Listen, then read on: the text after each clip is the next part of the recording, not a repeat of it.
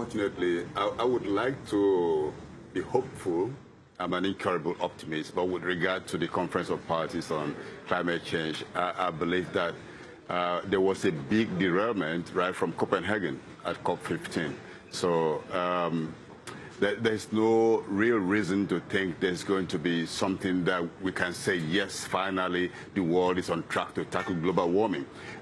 We're still seeing situations where nations are haggling and debating over figures, nothing to show that there is an understanding that climate change is something that has been scientifically investigated and that there must be a way to evaluate aggregate actions by different countries that would add up to a result that would tackle the problem. Right from the arrival of the Copenhagen Accord, everything is moving in terms of the direction of voluntary commitments to reduce emissions. As President Evo Morales said, there's really no indication that the world, the leading nations, the rich nations of this world are ready to tackle global warming as source. What is causing global warming? One of the major causes the dependence on fossil fuels. And all the conservative organizations like the World Bank, the International Energy Agency have all indicated that unless up to 80% of known fossil fuels reserves are left under the ground, we are on track for catastrophic temperature increase. And there's no talk about leaving fossil fuels. Everything is about how to offset the pollution.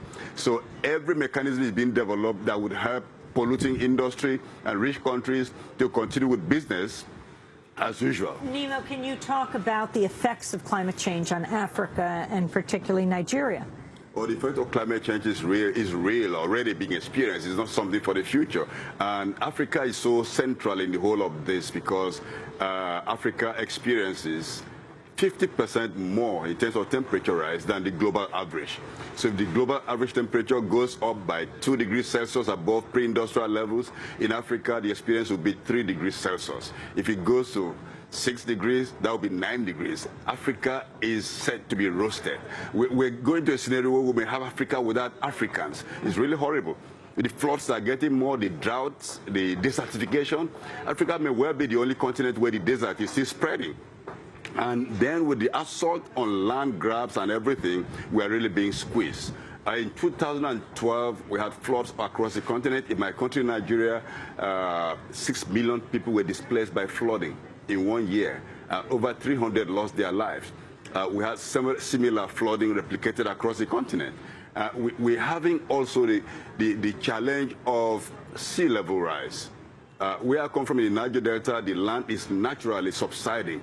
And so when you have a combination of sea level rise and land subsidence, you're having a heightened impact. We're seeing a situation also from research that if the situation continues the way it's going, by 2050, we may well have more than 50% increase on conflicts on the continent. I mean, this is something I don't even want to think about, considering the level of resource conflict, political conflict, and other manifestations of violence on the continent. Can you explain what REDD is, what it stands for, and what it means for the African continent? Well, REDD is a mechanism that has been introduced in the... R-E-D-D. Okay, REDD is reducing emissions for deforestation and forest degradation.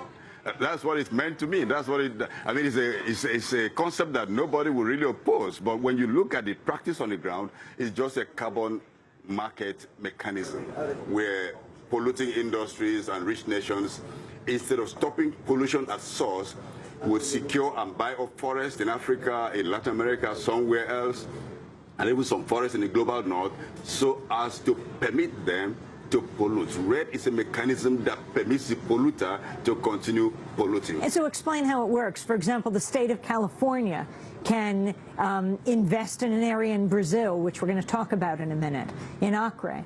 And what happens to that area? So then California can pollute further, but what are they doing in Brazil? Well, what they would do in Brazil is that the forests would be, the forest-dependent communities would now be more or less displaced from having access to the forest resources and also their territories. If I take this back to Africa, right now we speak, There's displacement of communities in the Sengua people in Kenya who have been displaced from their forests because red projects about to set in there. We've had displacement of thousands in Uganda already. In Nigeria, my own country, the Cross River Forest, part of it is being secured for red projects. So people are forced out of their communities? Essentially, this is happening. People are being forced out with military power, military might, so as to secure carbon. Forest trees are being seen as carbon stocks, not as trees anymore. And the fearful thing is that with the discussions in red, this may move on to issues of not just carbon in trees, but carbon in agriculture. So farmers will be farming carbon rather than growing food for people to eat. And unfortunately also for United Nations, a forest is a plantation is accepted as a forest.